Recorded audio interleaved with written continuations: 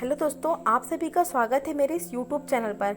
आज मैं आपको सुनाऊंगी भगवान श्री कृष्ण के जन्म से जुड़ी कहानी। भगवान कृष्ण का जीवन मनोरंजक कहानियों से भरा हुआ है। उनके पूरे जीवन की तरह उनका जन्म भी एक मनोरंजक कहानी है। यह बात द्वापर युग की है, जब धरती पर अधर्म का बोझ बढ़ता जा रहा था। राक्षसों ने धरती पर हाहाकार मचा रखा था। इस बात से बहुत परेशान होकर धरती माँ गाय का रूप धारण करके देवताओं के पास गई और उनसे कहा, हे देवतागण, मेरी रक्षा करें। इन राक्षसों का आतंक मुझ पर बढ़ता जा रहा है, इन्हें खत्म करें। धरती माँ की इस बात का देवताओं के पास कोई समाधान नहीं था। इस पर उन्होंने ब्रह्मा जी के पास जाने का निर्णय लिया और धरती माँ के साथ सभी देवता ब्रह्मा जी के पास गए। वहां पहुंचकर उन्होंने ब्रह्मा जी से विनती की, प्रभु, मेरे ऊपर से दैत्यों का यह भार कम करे, मैं बहुत परेशान हो गई हूँ। ब्रह्मा जी ने उनकी तरह देखा और कहा, इसका उपचार सिर्फ भगवान विष्णु कर सकते हैं। देवी, आप उन्हीं के पास जाइए। ब्रह्मा जी का कहा मानकर उनके साथ धरती माँ और सभी देवतागण भगवान विष्णु के निवास क्षीर सागर पहुँचे।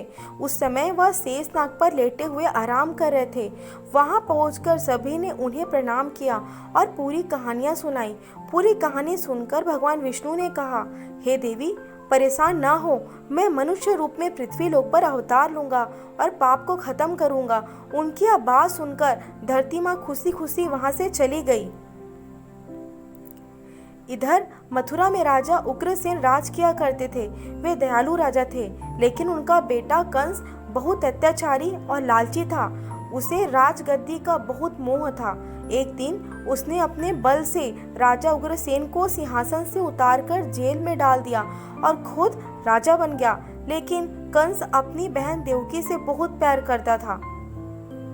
एक दिन देवकी की शादी राजा सूरसेन के पुत्र वासुदेव के साथ हुई।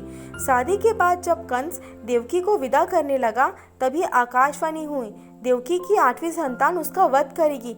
इतना सुनते ही कंस के पैरों तल से जमीन खिसक गई और उसने देवकी और वासुदेव को जेल में डाल दिया। इसके बाद वह सोचने लगा कि देवकी की 8वीं संतान में से कौन से नंबर का पुत्र मेरा वध करेगा। इस असमंजस के कारण देवकी की सभी संतानों को मारने का निर्णय किया। एक एक करके उसने देवकी के 6 संतानों को एक चट्टान पर पटक कर मार डाला। भगवान विष्णु की योजना के अनुसार शेषनाग देवकी की 7वीं संतान के रूप में जन्म लेने वाले थे। जबकि देवकी 7वीं संतान से गर्भवती थी, तो देवताओं और भगवान ने तरकीब से उनका गर्भपात करा दिया। साथ ही उस संतान को वासुदेव की पहली पत्नी रोहिणी के गर्भ में पहुंचा दिया गया। बाद में संतान को श्री कृष्ण के बड़े भाई बलराम के रूप में जाना गया। इसके बाद भाद्रपद के कृष्ण पक्ष की अष्टमी को रोहिणी नक्षत्र में देवकी की 8वीं संतान ने जन्म लिया। उसके जन्म लेते ही सारे सैनिक अपने आप सो गए।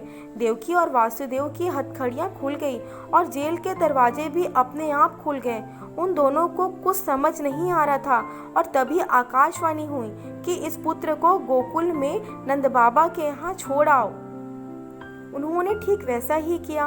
उन्होंने टोकरी में श्री कृष्ण को लेटाया और यमुना नदी के पार गोकुल में छोड़कर आ गए और वहां पालने में सोई बेटी को अपने साथ जेल में ले आए।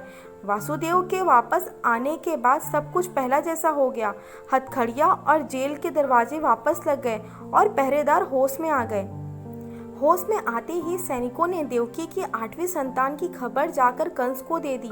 कंस दौड़ता हुआ जेल आया और देवकी की गोद से उसके संतान को छीन लिया।